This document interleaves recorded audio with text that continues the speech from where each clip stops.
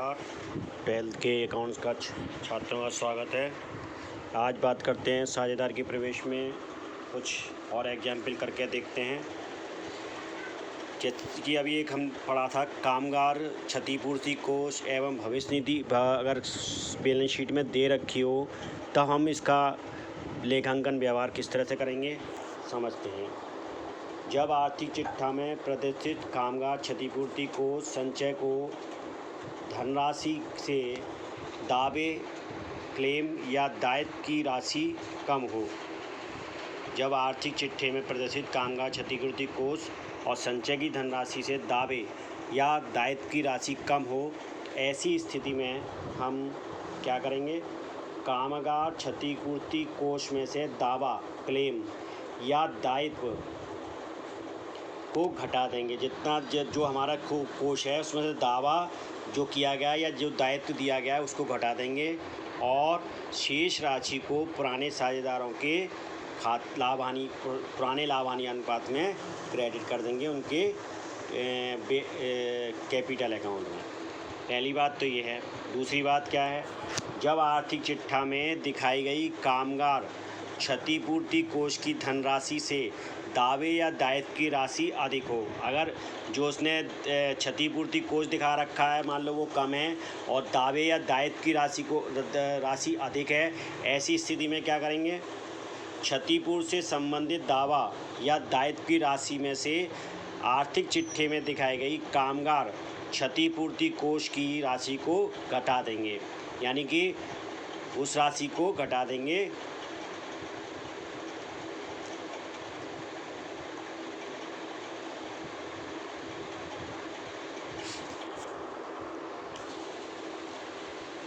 क्षतिपूर्ति से संबंधित दावा या दायित्व की राशि में से आर्थिक चिट्ठे में दिखाई गई कामगार क्षतिपूर्ति कोष की रकम क्या करेंगे? घटा देंगे और शेष राशि को जो है बचा हुआ राशि है, मान ली दावा अधिक है और जो हमारा कोष है वो कम है, तो ऐसी स्थिति में जितनी राशि वो दावे की या दायित्व की कम ज़्यादा है उस राशि को पुनर्मूल्यन खाते के डेबिट भाग में दिखाएंगे, क्योंकि ये फर्म का लॉस है। ये कहाँ चली जाएगी? रीवैल्यूएशन अकाउंट के डेबिट पक्ष में, क्योंकि ये फर्म की हानि है। अब तीसरी बात आती है, देखते हैं। जब आर्थिक चिट्ठा में कामगार क्षतिपूर्ति कोष नहीं हो, यानी कि आर्थिक चिट्ठे में कामगार क्षतिपूर्ति कोष नहीं दिखाई दे रहा और समाज योजना में कामगारों को क्षतिपूर्ति के संबंध में दावा यानी क्लेम का दायित्व का उल्लेख किया गया हो, ऐसी स्थिति में क्या हो? यानी कि आपके पास कोष आपके पास नहीं दिखाया गया है, लेकिन आपको क्या करना है? समाज योजना में उसमें ये दे रखा है कि इतने रुपए का दावा करना है, दावा या दायित्व। तो अगर ऐसी स्थिति में दावा या दायित्व की राशि से पुनर्मूल्यन खाते का डेबिट करेंगे, अर्थात पुनर्मूल्यन खाते में ये डेबिट में दिखा देंगे। मान लीजिए आपको 5,000 रुपये का कोई दावा है कामगार का और आपके एक आर्थिक चिट्ठे में कोई दिखाया हुआ नहीं है कोई कोष, तो ऐसी स्थिति में ये कहाँ चला जाएगा? पुनर्मूल्यांकन खाते के डेबिट पक्ष में। चौथी बात देखते हैं। जब आर्थिक चिट्ठा में कामगार क्षतिपूर्ति कोष दिया है किंतु समायोजन हेतु दावा या दायित्व का उल्लेख नहीं किया गया है, यानी कि आर्थिक चिट्ठे में आपको कोष दिखाई दे रहा है क्षतिपूर्ति कोष, कामगार क्षतिपूर्ति कोष, ये किन के लिए बनाया जाता है? जो फर्म में काम कर रहे हैं उनके लिए एक कोष बनाया जाता है, अपने लाभों में से एक हिस्सा बचाते हुए। अगर ऐसी स्थिति है कि उसमें कोष दिया हुआ है किंतु समाज योजना में कोई दावा या क्लेम का दायित्व नहीं दे रखा है, तो ऐसी स्थिति में कोई दावा या दायित्व न होने की दशा में आर्थिक चिट्ठे में दर्शाई गई राशि को पुराने साझेदारों के पुराने लाभालाभ अनुपात में विभाजित कर देंगे और उनके खाते को यानी कि उनके कैपिटल अकाउंट में उनको क्रेडिट कर देंगे। ऐसे कोष को हम कहाँ, क्योंकि नया साझेदार आ रहा है तो ऐसी स्थिति में जो कोष ये ऐसा कोष है वो पुराने साझेदारों के बीच में बढ़ जाएगा, क्योंकि उस पर कोई क्लेम तो है नहीं, यानी वो तो एक सिर्फ अगर कोई दिक्कत किसी कामगार को होती है तो उसको सहायता करने के लिए कोष बनाए जाते हैं। ठीक है, अब बात करते हैं एक सवाल इसका, इस संबंध में समझते हैं। देखिए एक सवाल है, ये कर्मचारी भविष्य निधि कह रखा है इसने। इस पुनर्गठित यानी नए आर्थिक चिट्ठे में दर्शाया गया है पुनर्मूल्यांकन खाता तथा साझेदारी के पूंजी खाते बनाने हैं। 31 वारी को क्षितिज तनुज का चिट्ठा निम्नलिखित है। संदिग्ध ऋणों के लिए प्रावधान दे रखा है। कर्मचारी क्षतिपूर्ति कोष दे रखा है। अदत्तव्यय दे रखे हैं। लेनदार दे रखे हैं। पूंजी कैपिटल क्षतिज और तनुज की दे रखी है। रोकड़ दे रखी है परिसंपत्तियों में। विविध देनदार, रहितिया, अचल संपत्ति, लाभ एवं हानि खाता, प्रॉफिट लॉस अकाउंट। अब क्या कहता है, हर्ष को 1/1/2021 में साझेदार बना लिया गया। हर्ष 40,000 पूंजी के रूप में लाया, किंतु वह ख्याति के लिए कोई भी राशि लाने में असमर्थ है। नया लाभ वाले अनुपात 3:2:1 का है। निम्न शर्तें तय हुई हैं। क्या तय हुई हैं? कर्मचारी क्षतिपूर्ति संबंध में के दावे 3,000 रुपये के हैं। यहाँ पर 3,000 रुपये के दावे दिखा रखा है और 5,600 रुपये का ये कोष हमारे पास उपलब्ध है। इसके बाद अपर्याप्त ऋण की राशि 6,000 को अपलिखित करना है। लेनदारों को 2,000 रुपये से बढ़ाना है। आगे देखिए क्या कहता है फिर आगे। अदत्त व्यय के लिए 2,000 रुपये का प्रावधान करना है। अदत्त व्यय को घटाकर 1,200 रुपये करना है। ठीक है, ये दो स्थिति यहाँ बता रहा है। अब कैसे करेंगे? पहले रीवैल्यूएशन अकाउंट बनाया हमने और संपत्ति ख्याति का मूल्यांकन पिछले 3 वर्षों के शुद्ध लाभ के 1.5 वर्षों के क्रय के आधार पर 12,000 पर करना है। 12,000 उसने पहले ही करके दे रखा है, ये कह रहा है तो 3 वर्षों के क्रय के आधार पर करना है। ठीक है, अब देखिए तो रीवैल्यूएशन अकाउंट बनाया। भाई बैड डेट्स 2,000 से बढ़ने थे, इसलिए ये दायित्व बढ़ गए, डेबिट हो गए। टू क्रेडिटर्स क्या था? क्रेडिटर्स भी लेनदारों को भी बढ़ाना था, तो यहाँ लेनदार भी 2,000 रुपये से बढ़ा दिए गए, तो ये दोनों डेबिट हो गए। बाई आउटस्टैंडिंग एक्सपेंसेस को क्या करा गया है? ख़त्म किया गया है। ठीक है, ऐसी स्थिति में दायित्व ख़त्म किए गए हैं तो क्रेडिट हो जाएगा। अब बात आई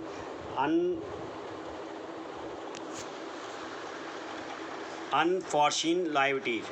अब देखिए ये चीज़ देखते हैं, ये है इसी तरह। तो बाई लॉस ट्रांसफ़र टू, ये चीज़ 2,000 रुपये कैसे आए ये देखते हैं। अपर्याप्त ऋण की राशि 6,000 तक अपलिखित करनी है।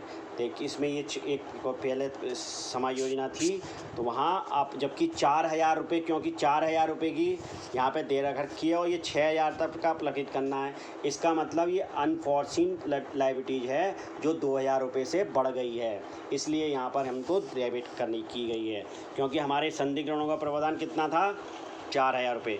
बैलेंस शीट में देखेंगे तो 4,000 रुपये था और वो कहता है प्राप्त ऋण की राशि 6,000 तक अपलिखित बढ़ानी है। यानी कि ऐसी स्थिति में 2,000 रुपये हमें एक्स्ट्रा क्या करने हैं?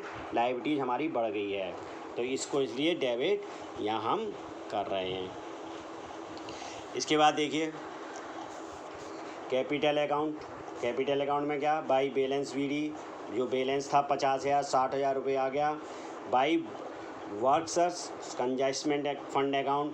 अब देखिए ये 1,300 किस तरह से आया है? क्योंकि हमारा पास कर्मचारी क्षति कोष था 5,600 का और उसमें से 3,000 रुपये के दावे थे। इसका मतलब हमारे पास बचता है 2,600 रुपये। उसको हमने बराबर में अनुपात में बांट दिया, क्योंकि यहाँ कोई अनुपात नहीं दे रखा है, इसलिए हम बराबर का अनुपात मान लेंगे। इसलिए 1,300 रुपये दोनों में बढ़ जाएंगे। अब बात आती है हर्ष कैपिटल अकाउंट। हर्ष कैपिटल लेकर आया है, कितने रुपए की लेकर आया हर्ष कैपिटल? 40,000 रुपये की। 40,000 रुपये यहाँ दिखाती है कैश अकाउंट में, हर्ष में। हर्ष कैपिटल अकाउंट। अब ये देखिए ये 3,000 काय के लाया है? वो गुडविल के लाया है। तो किसके लाया है? गुडविल के लिए। गुडविल के लिए क्या कह रहा था वो? 12,000 रुपये पर करना है। तो यहाँ गुडविल क्या है? 12,000, 18,000, 30,000, 60,000 रुपये टोटल हो गया। ऐसी स्थिति में 60,000 का 3,000 निकाला तो एवरेज प्रॉफिट निकल के आया 20,000 रुपये। 20,000 का 1.5% निकाल लिया, यानी कि 1 से 1/2 ईयर्स की परचेज है, तो 20,000 का 3/2 निकल के आया, तो निकल के आया 12,000। 12,000 माइनस 30,000 माइनस 12,000 इक्वल टू 18,000। 12,000 निकल के आई इसकी वैल्यू। और 30,000 ये टोटल कितना था? 30,000। 30,000 में से 12,000 रुपये का वो क्या ला के आया? 12,000 रुपये की ये गुडविल निकल के आया। उसमें हर्ष का हिस्सा कितना है, 1/6। तो 1/6 उसमें से घटा दिया, 3,000 रुपये यहाँ बचता है।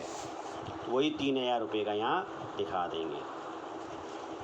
गुडविल जो वो अब ये कैश में नहीं लेके आया बल्कि क्रेडिट ले आया है, जो कि तनुज को दी जाएगी, क्योंकि तनुज ने ही यहाँ पर अपने इसका क्या करा है, तनुज ने यहाँ सेक्रीफाइस करा है, इसलिए तनुज को ही ये केवल मिलेगा। अब देखिए प्रॉफिट एंड लॉस अकाउंट जो बैलेंस शीट में दिखा रहा था वो उसको भी डिवाइड कर दिया दोनों में। 9 कितना प्रॉफिट एंड लॉस था दोनों अकाउंटों में था 4,000 को यहाँ दो बराबर में 2,000 के बांट दिया। इसके बाद टू रीवैल्यूएशन अकाउंट में जो लॉस था वो भी यहाँ पर आ गया 2100 रुपये। बाद तरुण कैपिटल अकाउंट में आ गया 3,000 रुपये, जो गुडविल के रूप में वो लाएगा 3,000 रुपये। टू बैलेंस सीडी अब यहाँ बैलेंस निकाल लिए। इस तरह से Capitals account partners capital account बन जाता है। अब बात करते हैं कैश अकाउंट की। हमारे पास पहले बैलेंस शीट में कैश था 10,000 का, तो टू बैलेंस BD 10,000 रुपये। अब बाई बैलेंस और टू हर्ष कैपिटल कितने ही लेकर आया 40,000 रुपये। तो आज की तारीख में कैश अकाउंट का बैलेंस निकल के आएगा 50,000 रुपये। बैलेंस शीट बनाते हैं। अब देखिए कैश अकाउंट 50,000 रुपये से आ जाएगा, सन्डी डेटर्स 80,000 रुपये से आ गएंगे, स्टॉक 20,000 रुपये से आ गया, अचल संपत्ति अब 38,600 से आ गई। लाभ हानि खाता ख़त्म हो जाएगा क्योंकि यहाँ हमने उसको इसमें यहाँ डिवाइड कर दिया। ठीक है।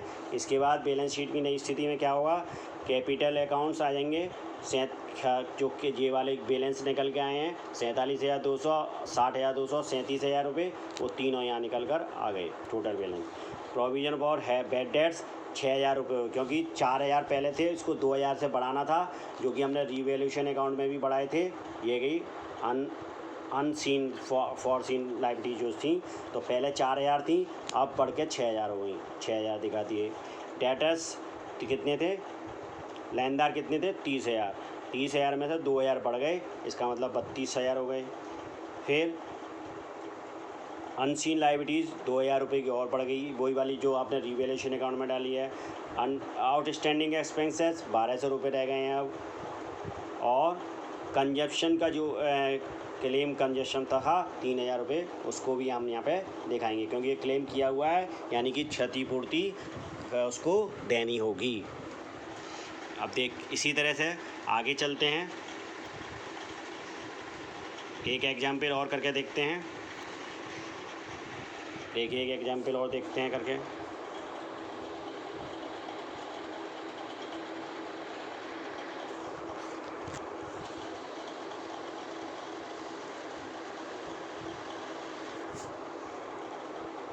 ये दिया हुआ है, एक आर्थिक चिट्ठा दिया हुआ है, पूंजी खाते दिए हुए हैं ए और बी के 12:3:2 के अनुपात में बांटते हैं, तो उन्होंने सी को 1/6 भाग के लिए एंट्री की है।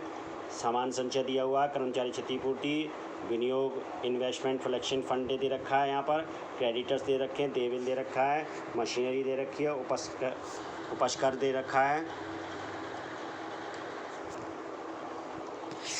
और इसके साथ ही आगे का चीज़ें दे रखी हैं, मशीनरी दे रखी है, उपस्कर फर्नीचर दे रखा है, रैतिया देनदार, घटाया संचय, प्राप्य बिल, रोकड़, लावानी खाता, विज्ञापन, उच्चन खाता, एडजस्टमेंट सस्पेंस अकाउंट दे रखा है यहाँ पर। ठीक है। अब सी के प्रवेश के लिए शर्तें सहमत हुई हैं। स्टॉक का मूल्य 2,400 से बढ़ाया जाएगा, संधि ऋणों के प्रावधान 1,000 से घटाए जाएंगे, उपस्कर का यानी फर्नीचर का मूल्य 3,200 से घटाया जाएगा, कर्मचारी क्षतिपूर्ति का दायित्व 18,000 होने की संभावना है। सी के द्वारा अपने हिस्से के लिए 15,000 पूंजी तथा 10,000 प्रीमियम की नकद में लगाएगा वो। अब उसको पुनर्मूल्य का साझा पूंजी खाते तथा नई फंड का आर्थिक चिट्ठा बनाना है। देखिए किस तरह से बनाया जाएगा ये। सबसे पहले रीवैल्यूएशन अकाउंट बनाते हैं।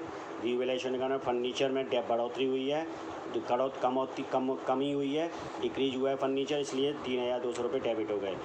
अब देखिए वर्कमैन कंजप्शन भी यहाँ पर क्या था, वर्कमैन कंजप्शन कितना था हमारे पास 15,000 का, और जबकि उसका भुगतान उसको करना है 18,000 का। इसका मतलब ये भी हमारा लॉस हुआ। तो to liabilities for workman compensation increase by 18,000 में से 15,000, क्योंकि 15,000 तो कोष हमारे पास है, 3,000 रुपये का हमें दावे के रूप में और भुगतान करना है, तो यहाँ भी वो डेबिट हो गया रिवैल्यूएशन अकाउंट में। क्रेडिट की तरफ देखते हैं, बाई स्टॉक अकाउंट में स्टॉक में इंक्रीज हुई है, संपत्ति इंक्रीज हुई है, इसलिए 24 क्रेडिट हो गई। By provision for doubtful debts में कमी हुई है, इसलिए वो क्रेडिट साइड में आ गई रिवैल्यूएशन अकाउंट के। इसी तरह बाई लॉस निकल कर आएगा यहाँ, एज कैपिटल और बीच कैपिटल में बांट दिया जाएगा। पार्टनर्स कैपिटल अकाउंट को देखते हैं। टू बाई बैलेंस शीट, जो बैलेंस था पुराने का वो पे ले आए, फिर बाई कैश में वो लेकर आया कितना 15,000 रुपये, वो 15,000 पूंजी के रूप में दिखा दिया। बाई प्रीमियम फॉर गुडविल जो लेके आया है वो 5,000 और 4,000 5,000 6,000 4,000 उनमें बढ़ जाएगी, उनके जो त्याग अनुपात में ये गुडविल बढ़ जाएगी, वो 10,000 की गुडविल लेके आया तो 6,000 4,000 के रूप में बढ़ के दिखाएगी। बाई जनरल रिजर्व यहाँ बांट देंगे, पुराने रेशियो में ही 24 और 16,000 आ जाएंगे। बाई इन्वेस्टर जो फंड है वो भी बढ़ जाएगा पुराने रेशियो में। इसके साथ ही इधर आएंगे प्रॉफिट और लॉस अकाउंट का जो था, जो प्रॉफिट लॉस अकाउंट का दे रखा है वो भी बढ़ जाएगा। बैलेंस शीट में जो प्रॉफिट लॉस दिखा रखा है उसको भी हम यहाँ बांट देंगे, क्योंकि ये क्रेडिट साइड की था, इस तरफ credit side. To advertisement suspense account को भी हम क्रेडिट साइड में था, बैलेंस शीट की क्रेडिट साइड में, इसको भी हम यहाँ बांट देंगे। टू रिवैल्यूएशन अकाउंट का जो लॉस था उसको भी हम यहाँ डेबिट में दिखा देंगे। टू बैलेंस निकल के आ जाएंगे ये तीनों। इसके बाद बैलेंस शीट बनाते हैं। मशीनरी बढ़ गई थी, 18,000 हो गई। फर्नीचर मशीनरी में कोई नहीं था तो 18,000। फर्नीचर में डिक्रीज हुआ है, इसलिए 15,000 3 2 घटा दिए। ये स्टॉक में इंक्रीज हुआ है, वो जोड़ दिया यहाँ पर। डेटर्स में प्रोविज़न का हुआ है तो इसको घटा दिए। बिल रिसीवेबल में 2,400 के बिल रिसीवेबल थे। कैश में क्या हुआ था, 13,000 का कैश हमारे पास पहले था, और हमारे पास कितना 25,000 रुपये कहाँ से आया है, इस ये लेकर आया 15,000 रुपये, जो क्या लेके आया 15,000 तो रुपये अपनी कैपिटल के लाया था, और 10,000 रुपये गुडविल के लाया था, इसलिए कैश बढ़कर हो जाएगा 13,000 प्लस 25,000 38,000। कैपिटल अकाउंट बन जाएंगे, जो हमारे बैलेंस आए हैं वो सारे ABC के निकाल दिए। उसके बाद बस कैंपेशन अकाउंट, क्योंकि 18,000 रुपये हमें पेमेंट करने हैं, ये 18,000 आएंगे। क्रेडिटर्स जो 10,000 हो गए हैं, वो 10,000 ही रहेंगे थे। बिल पेबल 2,000 रुपये। इस तरह से ये बैलेंस शीट मिल जाएगी। धन्यवाद।